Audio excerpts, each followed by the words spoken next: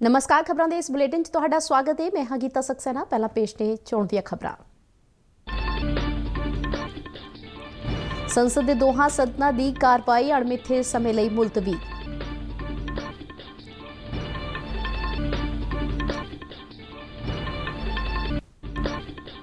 रक्षा मंत्री राजनाथ सिंह ने कहा, देश रक्षा खेत्र विच आत्मनिर्भर बनने लई लगातार अगे वध रहा है।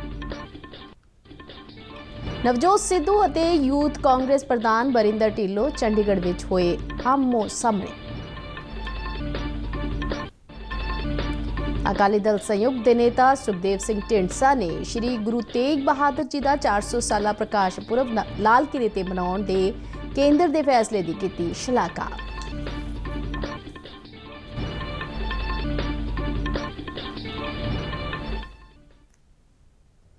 ते हुण खबरां विस्तार नाल। संसद के दोहां सदनां की कार्रवाई नूं मिथे समय तो एक दिन पहला अज अणमिथे समय लई मुलतवी कर दिता गया। बजट सैशन का दूजा हिस्सा कल खत्म होना सी। लोक सभा विच स्पीकर ओम बिरला ने दस्सिया कि इस सैशन दौरान कुल 27 मीटिंगां होईयां ते 177 घंटे 50 मिनट काम होया। उन्होंने कहा कि सैशन दौरान सदन विच 129% काम होया है। मगरों पत्रकारां नाल गलबात करदिआं स्पीकर ओम बिरला ने कहा कि सैशन दौरान कुल 13 बिल पास किए गए। उन्हें कहा कि इस दौरान सदन विच वख-वख बिलों और जनहित के मुद्दों पर हाँ पक्षी चर्चा हुई। अज विश्व सेहत दिवस है। हर साल यह दिन दुनिया भर दे विच सेहत दे नाल जुड़े किसी खास पहलू बारे जागरूकता पैदा करने लई मनाया जाता है। इस साल सेहत दिवस का विषय है साडा घर साडी सेहत। इस मौके प्रधानमंत्री नरेंद्र मोदी ने लोगों को शुभकामनावां दित्तियां ने। उन्हें कहा कि अज का दिन सेहत खेत्र नाल जुड़े सारे लोगों प्रति धन्नवाद करने का भी दिन है, जिहड़े अपनी सख्त मेहनत नाल इस धरती को सुरक्षित बना रहे हैं। विश्व सेहत दिवस मौके ते आयुष मंत्रालय ने नवी दिल्ली विच लाल किले ते योग उत्सव प्रोग्राम का आयोजन किया। इस उत्सव विच लोक सभा स्पीकर ओम बिरला, केंद्रीय आयुष मंत्री सर्बानंद सोनोवाल, कई केंद्रीय मंत्री, वख-वख देशों के राजदूत, खेड जगत दीआं हस्तियां ते योग गुरुआं समेत वड्डी गिणती विच लोकां ने हिस्सा लिया। रक्षा मंत्री राजनाथ सिंह ने भारत को रखिया विनिर्माण केंद्र वजों विकसित करने लई अज नवी दिल्ली विच तीजी हाँ पक्षी स्वदेशीकरण लिस्ट जारी की। इस लिस्ट में उपकरण ते प्रणालियां समेत 100 तो वध साजो सामान शामिल ने, जिन्होंने अगले 5 वरियां विच विकसित ते कंट्रैक्ट ते तैयार किया जाएगा। इस मौके राजनाथ सिंह ने कहा कि तीजी लिस्ट का जारी होना रखिया विनिर्माण खेत्र विच आत्मनिर्भर बनने की सेहत वाल एक अहम कदम है। उन्होंने इस गल ते खुशी प्रगटाई कि पहली और दूजी स्वदेशीकरण लिस्ट के आधार पर हुण तक तकरीबन 54,000 करोड़ रुपए का कॉन्ट्रैक्ट किया गया है और इस दे अगले 5 तो 7 वरियां विच 4,50,000 करोड़ रुपए तक पुजण की आस है। रक्षा मंत्री ने कहा कि देश रक्षा खेत्र में आत्मनिर्भर बनने लई लगातार अगे वध रहा है। तीजी लिस्ट में सेंसर हथियार, गोला बारूद, रॉकेट, नौसेना लई हैलीकॉप्टर, चौकसी रखण वाला जहाज, मिसाइल और होर रक्षा उपकरण शामिल किए गए हैं। केंद्रीय गृह मंत्री अमित शाह ने कहा है कि आफत नाल नजिठण लई हेठले पद्धर ते मुहिमां नूं सफलता नाल पूरा करन लई वख-वख एजेंसियां दा समर्था निर्माण ਅਤੇ आपसी तालमेल ਸਮੇਂ ਦੀ ਮੰਗ है। आफत नाल नजिठण लई समर्था निर्माण 2022 बारे नवी दिल्ली विच आयोजित सालाना कॉन्फ्रेंस नूं संबोधन करदिआं उन्होंने कहा कि आफत नाल संबंधित नियमां नूं सिर्फ तकनॉलोजी ਅਤੇ वसीलिਆਂ ਦੀ मदद नाल पूरा नहीं किया जा सकता, बल्कि इस लई किੱਤਾ मुखी समर्था निर्माण की जरूरत है। गृह मंत्री ने कहा है कि तकनॉलोजी राही आफतों बारे लोगों तक अगाऊ सूचना पहुँचाई जा रही है। उन्होंने कहा कि हुण तक स्टेट डिजास्टर रिस्पॉन्स फोर्स के 21,000 कामियां नूं सिखलाई दी जा चुकी है। अमित शाह ने कहा कि इस फोर्स के नाल नैशनल डिजास्टर रिस्पॉन्स फोर्स दीआं सारियां 12 बटालियनां हमेशा तैयार रहिंदियां ने। पंजाब के मुख्यमंत्री भगवंत मान वालों अपने हिमाचल के दौरे दौरान सरकारी हैलीकॉप्टर के इस्तेमाल की वख-वख सियासी आगुआं ने आलोचना की है। भारतीय जनता पार्टी के आगू मनजिंदर सिंह सिरसा ने हैलीकॉप्टर नाल भगवंत मान की फोटो वाला एक ट्वीट किया है। उन्हें कहा कि कल तक भगवंत मान कहते सन कि चरणजीत सिंह चन्नी हैलीकॉप्टर तो नहीं उतरते और वह हर थां पंजाब सरकार के पैसे नाल घूम रहे हैं, जबकि अज अरविंद केजरीवाल नाल पार्टी के प्रचार लिए भगवंत मान सरकारी हैलीकॉप्टर की वरतों राही पंजाब के पैसे की दुरवरतों कर रहे हैं। ਪੰਜਾਬ ਦੇ ਮੁੱਖ ਮੰਤਰੀ ਭਗਵੰਤ ਮਾਨ ਨੇ ਰੇਤ ਠੇਕੇਦਾਰਾਂ ਨੂੰ ਸੂਬੇ ਵੱਲੋਂ ਤੈਅ ਰੇਟਾਂ ਤੇ ਲੋਕਾਂ ਨੂੰ ਰੇਤ ਦੀ ਨਿਰਵਿਘਨ ਤੇ ਸੁਚੱਜੀ ਸਪਲਾਈ ਯਕੀਨੀ ਬਣਾਉਣ ਲਈ ਮਿੱਥੀਆਂ ਮਾਈਨਿੰਗ ਸ਼ਰਤਾਂ ਦੀ ਸਖਤੀ ਨਾਲ ਪਾਲਣਾ ਕਰਨ ਦੇ ਲਈ ਆਖਿਆ ਹੈ। ਚੰਡੀਗੜ੍ਹ ਵਿੱਚ ਅੱਜ ਇੱਕ ਮੀਟਿੰਗ ਦੌਰਾਨ ਉਹਨਾਂ ਕਿਹਾ ਕਿ ਮਾਈਨਿੰਗ ਨੀਤੀ ਦੀ ਬਰੀਕੀ ਨਾਲ ਸਮੀਖਿਆ ਕੀਤੀ ਜਾ ਰਹੀ ਹੈ ਤਾਂ ਜੋ ਨਵੀਂ ਵਿਆਪਕ ਨੀਤੀ ਬਣਾਈ ਜਾ ਸਕੇ। ਉਹਨਾਂ ਦੱਸਿਆ ਕਿ ਖਨਨ ਤੇ ਭੂ ਵਿਗਿਆਨ ਮਹਿਕਮਾ ਵੀ ਮੌਜੂਦਾ ਖਨਨ ਥਾਵਾਂ ਤੇ ਰੇਤ ਦੀ ਉਪਲਬਧ ਮਾਤਰਾ ਦਾ ਮੁੜ ਤੋਂ ਮੁਲਾਂਕਣ ਕਰ ਰਿਹਾ ਹੈ ਤੇ ਵਿਆਪਕ ਅਧਿਐਨ ਮਗਰੋਂ ਨਵੀਂ ਨੀਤੀ ਵਿੱਚ ਨਵੀਆਂ ਥਾਵਾਂ ਸ਼ਾਮਿਲ ਕੀਤੀਆਂ ਜਾਣਗੀਆਂ। ਭਾਰਤੀ ਜਨਤਾ ਪਾਰਟੀ ਪੰਜਾਬ ਦੇ ਪ੍ਰਧਾਨ ਅਸ਼ਵਨੀ ਸ਼ਰਮਾ ਨੇ ਸੂਬੇ ਵਿੱਚ ਵਿਗੜਦੀ ਕਾਨੂੰਨ ਵਿਵਸਥਾ ਦੀ ਸਥਿਤੀ ਤੇ ਫਿਕਰ ਦਾ ਇਜ਼ਹਾਰ ਕੀਤਾ ਹੈ। ਬਠਿੰਡਾ ਵਿੱਚ ਅੱਜ ਇੱਕ ਪ੍ਰੈਸ ਕਾਨਫਰੰਸ ਦੌਰਾਨ ਉਹਨਾਂ ਕਿਹਾ ਕਿ ਸੂਬੇ ਵਿੱਚ ਪਿਛਲੇ ਕਈ ਦਿਨਾਂ ਤੋਂ ਕਤਲ ਦੀਆਂ ਘਟਨਾਵਾਂ ਵਾਪਰ ਰਹੀਆਂ ਨੇ ਪਰ ਸਰਕਾਰ ਇਹਨਾਂ ਨੂੰ ਰੋਕਣ ਵਿੱਚ ਨਾਕਾਮ ਨਜ਼ਰ ਆ ਰਹੀ ਹੈ। ਉਹਨਾਂ ਕਿਹਾ ਕਿ ਮੁੱਖ ਮੰਤਰੀ ਪੰਜਾਬ ਵਿੱਚ ਕੰਮ ਕਰਨ ਦੀ ਥਾਂ ਹੋਰਨਾਂ ਸੂਬਿਆਂ ਵਿੱਚ ਚੋਣ ਪ੍ਰਚਾਰ ਵਿੱਚ ਰੁੱਝੇ ਹੋਏ ਨੇ ਜਦਕਿ ਪੰਜਾਬ ਵਿੱਚ ਗੈਂਗਵਾਰ ਹੋ ਰਹੇ ਨੇ।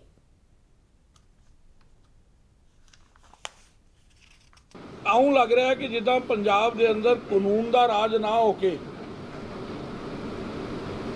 ਅਰਾਜਕ ਤੱਤਵਾਂ ਦਾ ਰਾਜ ਹੈ ਔਰ ਸਰਕਾਰ ਪੂਰੀ ਤਰ੍ਹਾਂ ਨਾਲ ਕਾਨੂੰਨ ਵਿਵਸਥਾ ਬਣਾ ਕੇ ਰੱਖਣ ਦੇ ਅੰਦਰ ਨਾਕਾਮ ਹੈ।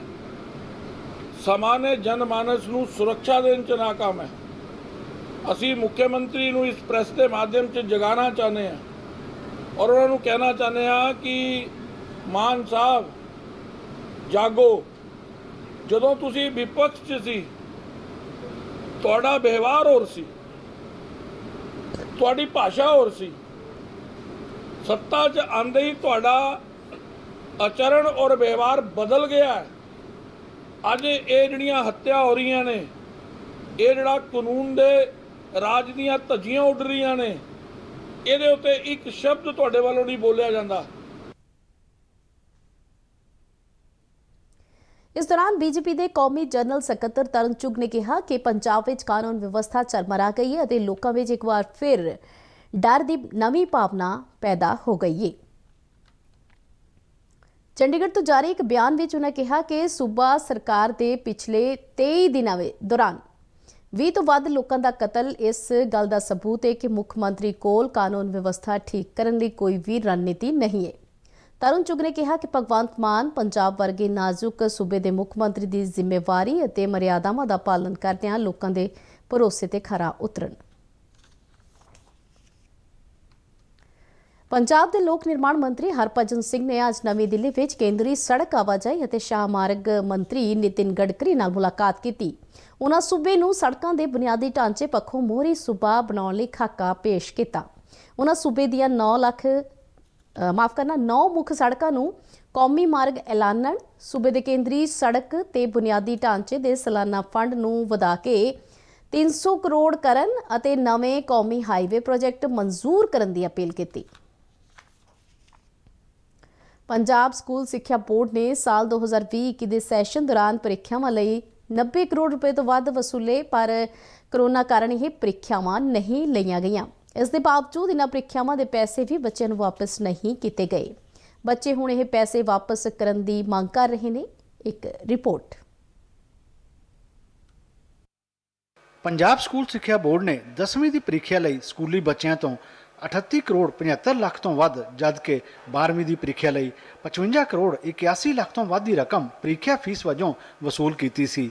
ਇਹ ਪ੍ਰੀਖਿਆਵਾਂ ਬੋਰਡ ਵੱਲੋਂ ਸਾਲ 2020-21 ਦੇ ਸੈਸ਼ਨ ਲਈ ਲਈਆਂ ਜਾਣੀਆਂ ਸਨ ਪਰ ਕਰੋਨਾ ਮਹਾਮਾਰੀ ਕਾਰਨ ਨਹੀਂ ਲਈਆਂ ਗਈਆਂ।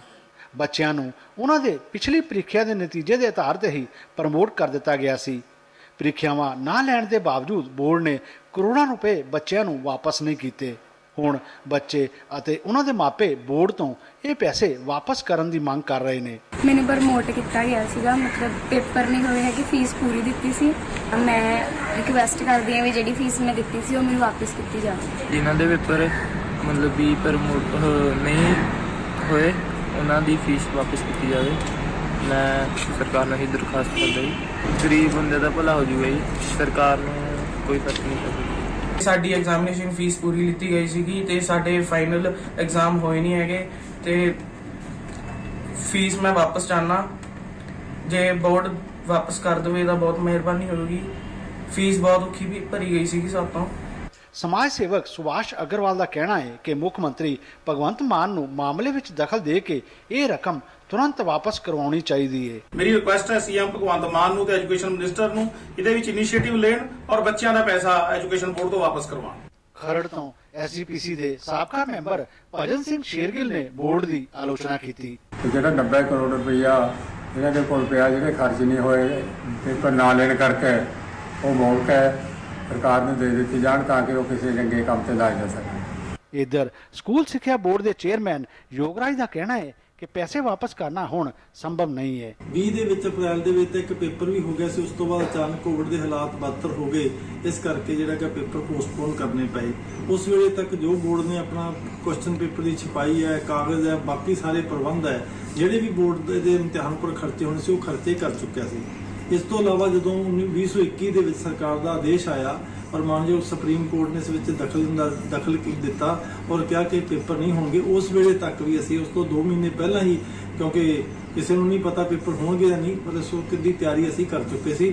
ਉਸੇ ਪ੍ਰਕਾਰ ਜਿਹੜੇ ਜ਼ਰੂਰੀ ਖਰਚੇ ਸੀ ਸਾਰੇ ਉਸ ਤਰ੍ਹਾਂ ਦੇ, ਜਿਹੜੇ ਕੁਐਸਚਨ ਪੇਪਰ ਦੀ ਛਪਾਈ ਹੈ, ਕਾਗਜ਼ ਹੈ, ਜੋ ਵੀ ਸਾਰੇ ਖਰਚੇ ਸੀ ਉਹ ਬੋਰਡ ਕਰ ਚੁੱਕਿਆ ਸੀ। ਇਸ ਕਰਕੇ ਕਿਸੇ ਪ੍ਰਕਾਰ ਵੀ ਇਸ ਦੇ ਜਿਹੜੇ ਪੈਸੇ ਵਾਪਸ ਕਰਨੇ ਸੰਭਵ ਨਹੀਂ ਹਨ। ਮੁਹਾਲੀ ਤੋਂ ਮਨੋਜ ਗਿਰਦਰ ਨਾਲ ਸ਼ਿਸ਼ੂ ਸ਼ਰਮਾ ਸ਼ਾਂਤਲ, ਦੂਰਦਰਸ਼ਨ ਸਮਾਚਾਰ, ਜਲੰਧਰ। ਪੰਜਾਬ ਚੋਣਾਂ ਵਿੱਚ ਕਰਾਰੀ ਹਾਰ ਮਗਰੋਂ ਕਾਂਗਰਸ ਪਾਰਟੀ ਦੀ ਲੜਾਈ ਹੁਣ ਸੜਕਾਂ ਤੇ ਆ ਗਈ ਹੈ। ਅੱਜ ਚੰਡੀਗੜ੍ਹ ਵਿੱਚ ਪਾਰਟੀ ਦੇ ਇੱਕ ਮੁਜ਼ਾਹਰੇ ਦੌਰਾਨ ਸਾਬਕਾ ਪ੍ਰਧਾਨ ਨਵਜੋਤ ਸਿੱਧੂ ਅਤੇ ਯੂਥ ਕਾਂਗਰਸ ਪ੍ਰਧਾਨ ਵਰਿੰਦਰ ਢਿੱਲੋਂ ਆਪਸ ਵਿੱਚ ਆਮੋ ਸਾਹਮਣੇ ਹੋ ਗਏ। ਦੋਹਾਂ ਵਿਚਾਲੇ ਇਹ ਝਗੜਾ ਇੰਨਾ ਵੱਧ ਗਿਆ ਕਿ ਦੋਹਾਂ ਦੇ ਹਮਾਇਤੀਆਂ ਨੇ ਇੱਕ ਦੂਜੇ ਖਿਲਾਫ ਨਾਅਰੇਬਾਜ਼ੀ ਕਰਨੀ ਸ਼ੁਰੂ ਕਰ ਦਿੱਤੀ, ਜਿਸ ਮਗਰੋਂ ਕਈ ਪਾਰਟੀ ਆਗੂ ਉੱਥੋਂ ਚਲੇ ਗਏ। ਦੱਸਿਆ ਜਾਂਦਾ ਹੈ ਕਿ ਨਵਜੋਤ ਸਿੱਧੂ ਨੇ ਕਿਹਾ ਕਿ ਉਹ ਤਾਂ ਇਮਾਨਦਾਰ ਨੇ, ਪਰ ਕਾਂਗਰਸ ਵਿੱਚ ਕੁਝ ਭ੍ਰਿਸ਼ਟ ਆਗੂ ਵੀ ਨੇ, ਜਿਸ ਤੇ ਵਰਿੰਦਰ ਢਿੱਲੋਂ ਗੁੱਸੇ ਵਿੱਚ ਆ ਗਏ ਤੇ ਸਿੱਧੂ ਨੂੰ ਇਨ੍ਹਾਂ ਭ੍ਰਿਸ਼ਟ ਆਗੂਆਂ ਦਾ ਨਾਂ ਦੱਸਣ ਦੀ ਚੁਣੌਤੀ ਦਿੱਤੀ, ਜਿਸ ਮਗਰੋਂ ਦੋਹਾਂ ਦੇ ਵਿਚਾਲੇ ਬਹਿਸਬਾਜ਼ੀ ਹੋਈ। ਗੁਰਦਾਸਪੁਰ ਜ਼ਿਲ੍ਹੇ ਵਿੱਚ ਪਾਕਿਸਤਾਨ ਨਾਲ ਲੱਗਦੀ ਕੌਮਾਂਤਰੀ ਸਰਹੱਦ ਤੇ ਰੋਸਾ BOP ਤੇ ਬੀਤੀ ਅੱਧੀ ਰਾਤ ਡਰੋਨ ਦੀ ਹਰਕਤ ਵੇਖੀ ਗਈ। ਡਰੋਨ ਦੀ ਇਸ ਹਰਕਤ ਨੂੰ ਦੇਖਣ ਦੇ ਤੁਰੰਤ ਮਗਰੋਂ ਸੀਮਾ ਸੁਰੱਖਿਆ ਬਲ ਦੇ ਜਵਾਨਾਂ ਨੇ ਇਸ ਡਰੋਨ ਤੇ ਫਾਇਰਿੰਗ ਸ਼ੁਰੂ ਕਰ ਦਿੱਤੀ ਅਤੇ ਲਗਾਤਾਰ ਫਾਇਰਿੰਗ ਮਗਰੋਂ ਡਰੋਨ ਵਾਪਸ ਪਾਕਿਸਤਾਨ ਦੀ ਸਰਹੱਦ ਵੱਲ ਪਰਤ ਗਿਆ। ਇਸ ਘਟਨਾ ਮਗਰੋਂ ਸੀਮਾ ਸੁਰੱਖਿਆ ਬਲ ਦੇ ਜਵਾਨ ਇਲਾਕੇ ਦੇ ਵਿੱਚ ਤਲਾਸ਼ੀ ਅਭਿਆਨ ਚਲਾ ਰਹੇ ਨੇ। BSF ਦੇ DIG ਪ੍ਰਭਾਕਰ ਜੋਸ਼ੀ ਨੇ ਦੱਸਿਆ ਕਿ ਜਵਾਨਾਂ ਨੇ ਪਾਕਿਸਤਾਨੀ ਡਰੋਨ ਤੇ 16 ਫਾਇਰ ਕਰਨ ਤੋਂ ਇਲਾਵਾ ਰੌਸ਼ਨੀ ਛੱਡਣ ਵਾਲੇ ਗੋਲੇ ਵੀ ਦਾਗੇ। ਹਿੰਦ ਦੀ ਚਾਦਰ ਸ਼੍ਰੀ ਗੁਰੂ ਤੇਗ ਬਹਾਦਰ ਜੀ ਦੇ 400 ਸਾਲਾ ਪ੍ਰਕਾਸ਼ ਪੁਰਬ ਨੂੰ ਦਿੱਲੀ ਦੇ ਇਤਿਹਾਸਕ ਲਾਲ ਕਿਲ੍ਹਾ ਤੇ ਮਨਾਉਣ ਸੰਬੰਧੀ ਐਲਾਨ ਦੀ ਸ਼ਲਾਘਾ ਕਰਦਿਆਂ ਸ਼੍ਰੋਮਣੀ ਅਕਾਲੀ ਦਲ ਸੰਯੁਕਤ ਦੇ ਸੀਨੀਅਰ ਆਗੂ ਸੁਖਦੇਵ ਸਿੰਘ ਢੀਂਡਸਾ ਨੇ ਕੇਂਦਰ ਸਰਕਾਰ ਦਾ ਧੰਨਵਾਦ ਕੀਤਾ ਹੈ। ਉਨ੍ਹਾਂ ਕਿਹਾ ਕਿ ਭਾਰਤ ਨੂੰ ਆਜ਼ਾਦ ਹੋਏ 75 ਸਾਲ ਹੋ ਗਏ ਨੇ, ਪਰ ਕੇਂਦਰ ਦੀ ਕਿਸੇ ਵੀ ਸਰਕਾਰ ਨੇ ਧਰਮ ਦੀ ਰਾਖੀ ਲਈ ਮਹਾਨ ਕੁਰਬਾਨੀ ਦੇਣ ਵਾਲੇ ਮਹਾਨ ਧਾਰਮਿਕ ਆਗੂ, ਸਮਾਜ ਸੁਧਾਰਕ, ਦੇਸ਼ ਪ੍ਰੇਮੀ ਅਤੇ ਹਿੰਦ ਦੀ ਚਾਦਰ ਸ਼੍ਰੀ ਗੁਰੂ ਤੇਗ ਬਹਾਦਰ ਜੀ ਦੇ ਪ੍ਰਕਾਸ਼ ਪੁਰਬ ਨੂੰ ਇੰਨੇ ਵੱਡੇ ਰੂਪ ਵਿੱਚ ਸਰਕਾਰੀ ਪੱਧਰ ਤੇ ਮਨਾਉਣ ਦਾ ਉਪਰਾਲਾ ਨਹੀਂ ਕੀਤਾ। ਉਨ੍ਹਾਂ ਕਿਹਾ ਕਿ ਪ੍ਰਧਾਨ ਮੰਤਰੀ ਨਰਿੰਦਰ ਮੋਦੀ ਦੀ ਅਗਵਾਈ ਵਾਲੀ ਕੇਂਦਰ ਸਰਕਾਰ ਵੱਲੋਂ ਕੀਤਾ ਗਿਆ ਇਹ ਐਲਾਨ ਗੁਰੂ ਸਾਹਿਬ ਦੀ ਸ਼ਹਾਦਤ ਨੂੰ ਸੱਚੀ ਸ਼ਰਧਾਂਜਲੀ ਹੈ। ਪੰਜਾਬ ਅਤੇ ਹੋਰ ਗੁਆਂਢੀ ਸੂਬਿਆਂ ਵਿੱਚ ਗਰਮੀ ਦਾ ਕਹਿਰ ਲਗਾਤਾਰ ਵਧ ਰਿਹਾ ਹੈ, ਜਿਸ ਨਾਲ ਦੁਪਹਿਰ ਸਮੇਂ ਸੜਕਾਂ ਤੇ ਬਹੁਤ ਘੱਟ ਆਵਾਜਾਈ ਵੇਖਣ ਨੂੰ ਮਿਲ ਰਹੀ ਹੈ। ਮੌਸਮ ਵਿਭਾਗ ਅਨੁਸਾਰ ਆਉਣ ਵਾਲੇ ਕੁਝ ਦਿਨਾਂ ਵਿੱਚ ਗਰਮੀ ਹੋਰ ਵਧੇਗੀ ਤੇ ਲੂ ਵੀ ਚੱਲੇਗੀ। ਸੂਬੇ ਵਿੱਚ ਜ਼ਿਆਦਾਤਰ ਸ਼ਹਿਰਾਂ ਦਾ ਤਾਪਮਾਨ ਆਮ ਨਾਲੋਂ 4 ਡਿਗਰੀ ਸੈਲਸੀਅਸ ਤੱਕ ਵੱਧ ਚੱਲ ਰਿਹਾ ਹੈ। ਮੌਸਮ ਵਿਭਾਗ ਨੇ ਪੱਛਮੀ ਹਰਿਆਣਾ ਅਤੇ ਪੰਜਾਬ ਦੇ ਕੁਝ ਖੇਤਰਾਂ ਵਿੱਚ ਗਰਮੀ ਦੀ ਚੇਤਾਵਨੀ ਜਾਰੀ ਕਰਦਿਆਂ ਲੋਕਾਂ ਨੂੰ ਬਿਨਾਂ ਕੰਮ ਤੋਂ ਘਰਾਂ ਤੋਂ ਬਾਹਰ ਨਾ ਨਿਕਲਣ ਦੀ ਸਲਾਹ ਦਿੱਤੀ ਹੈ। ਖਬਰਾਂ ਦੇ ਬੁਲੇਟਿਨ ਸਾਡੇ ਦਰਸ਼ਕ RNU DDK ਜਲੰਧਰ ਦੇ YouTube ਚੈਨਲ, Facebook ਪੇਜ ਅਤੇ Twitter ਹੈਂਡਲ ਤੇ ਵੀ ਵੇਖ ਸਕਦੇ ਨੇ। ਬੁਲੇਟਿਨ ਦੇ ਅਖੀਰ ਵਿੱਚ ਚੋਣਵੀਆਂ ਖਬਰਾਂ ਇੱਕ ਵਾਰ ਫਿਰ ਤੋਂ।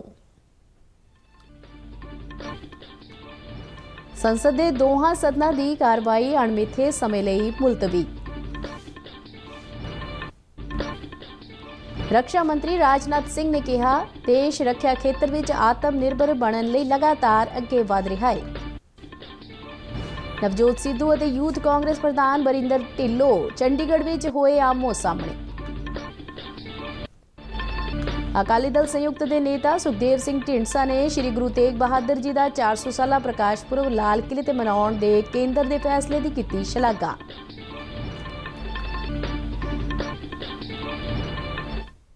ਤੇ ਇਸ ਦੇ ਨਾਲ ਹੀ ਖਬਰਾਂ ਦਾ ਇਹ ਬੁਲੇਟਿਨ ਖਤਮ ਹੋਇਆ। ਹੁਣ मैं मास्क लगा के स्टूडियो तो बाहर जा रही हाँ, तुसी भी बाहर जाने वेले मास्क जरूर लगा के जाओ। इजाजत दो, नमस्कार।